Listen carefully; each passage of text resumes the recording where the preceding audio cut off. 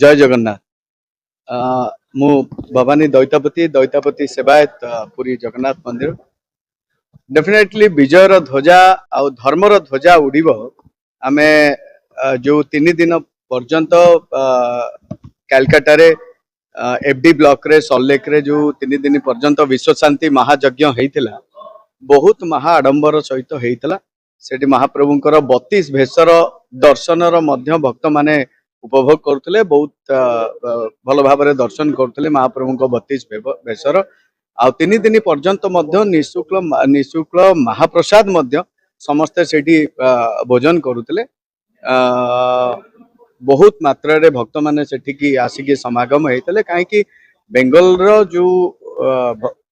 जो आदिवासी माने रहिले तांको हृदय रे ही जगन्नाथ बसी था। कारण से माने आमे जेतेबेले जेते टूरिस्ट पुरी को देखुचे मैक्सिमम बेंगली डिवोटी ही आसी था। तो सेथिपाई जो दिन आमर यज्ञ होता है सकाळे 10:30 महायज्ञ जो विश्व शांति महायज्ञ होता है विश्व रे जो अस्थिरता लगी रही है बेंगल रे राजनैतिक अस्थिरता मध्य जो लगी रही है महायज्ञ महाप्रभु का आशीर्वाद रु से अति सुंदर और सक्सेस भाव में होता।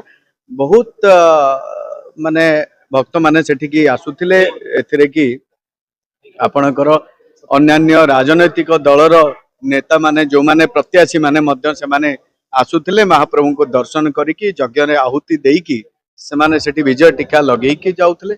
एति मध्य रे आपणकर भारतीय जनता पार्टी रो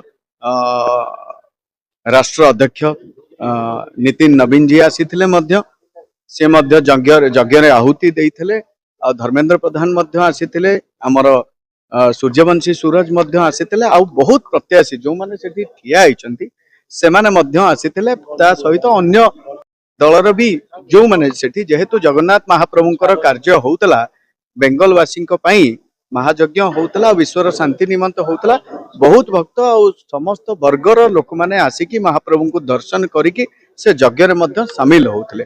तो एठी सबुठ अधिका भारतीय जनता पार्टी रो जो प्रत्याशी माने अछंती से माने निज स्वतःपूर्त भाव रे से माने 3 दिन पर्यंत लगातार बहुत डिवोटी माने और बहुत प्रत्याशी माने मध्य आसुतिले जे गोटी आशा नहीं कि जे महाप्रभु को दर्शन कले महाप्रभु को कार्य रे सम्मिलित हेले आमे विजय टीका लगे पारिबु।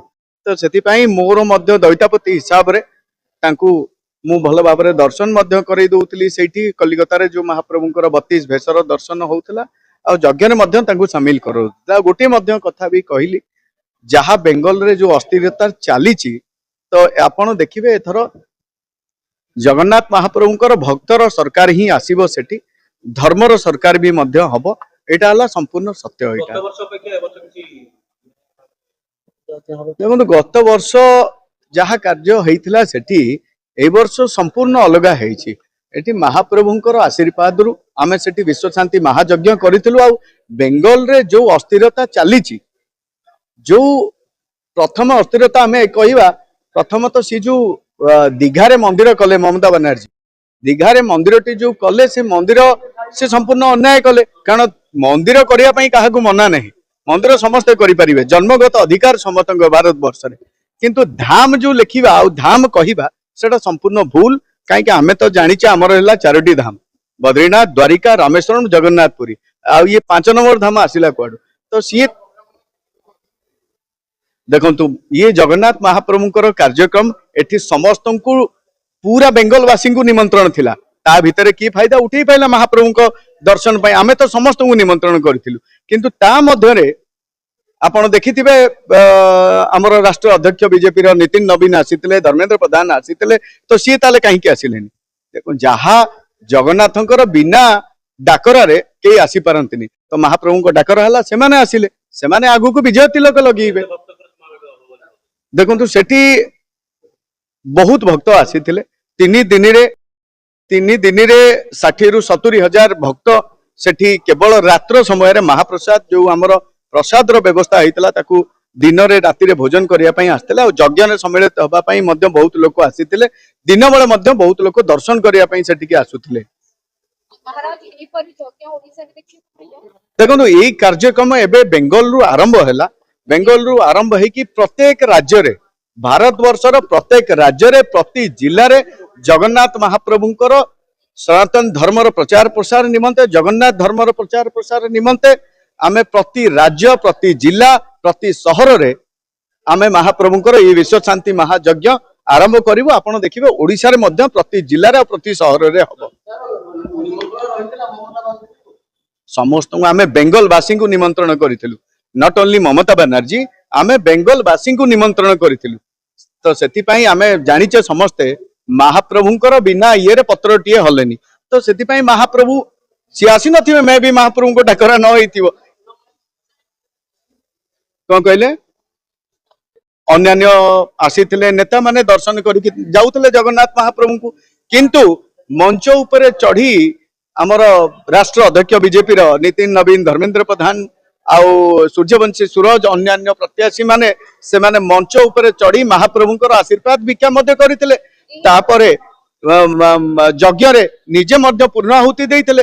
तो सेति पई प्रभुंकर डाकरा रे ही सब किछि संपूर्ण हेइ थाए।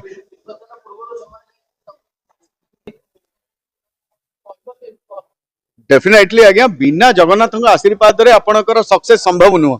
महाप्रभुंकर आशीर्वाद रे ही सब किछि सक्सेस ही हबो सुनिश्चित कथा एटा। तापरे आपण जो कहले ममता बनर्जी कथा आज्ञा मु दैतापति हिसाब रे मु तांको केबे सपोर्ट करिविनी। काहे कि सी तो आगुरु अधर्म करिसंती अन्याय करिसंती। एक रे धाम लेखिले, दुई रे पत्थरर मूर्ति कले।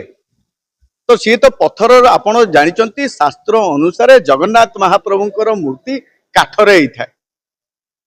तो सी पत्थर रे कले। तो पत्थर रे कले माने सी पाषाण करदेले, भक्त टू भगवान को दूर करदेले। तो मु जेहेतु जगन्नाथंकर वंशधर दैतापति तो मु अधर्मर साथ देबिनी। सेथि पई मु संपूर्ण एही कथा कहबी एथर आपण देखिबे धर्मर विजय हबो।